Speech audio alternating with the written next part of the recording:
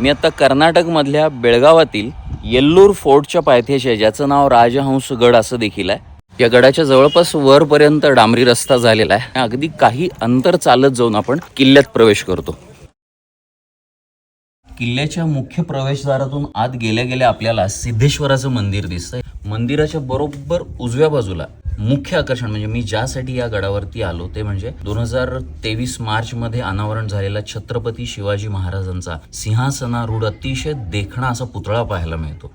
इथं गडाबद्दलची माहिती सांगणारा कोणताही फलक मला दिसला नाही आणि गुगल करून इतिहास सांगावा मला प्रशस्त वाटत नाही. त्यामुळे संबंधित विभागाला माझी रिक्वेस्ट आहे की त्यांनी इथं माहितीचा फलक लावावा. इथं मला आल्यावरती कळालं की बेळगावी फोर्ट आणि बेळगावच्या रक्षणासाठी किंवा टेहळणीसाठी हा किल्ला बांधला गेला आहे. म्हणजे गोवा आणि कारवारकडून येणारी आक्रमणं त्यांच्या हालचालींवरती लक्ष ठेवण्यासाठी. मंदिराच्या डाव्या बाजूला एक खंदक पाहायला मिळाला. इथं माहिती मिळाली की तो खंदक म्हणजे इथून भुयारी मार्ग आहे बेळगावी फोर्ट पर्यंतचा.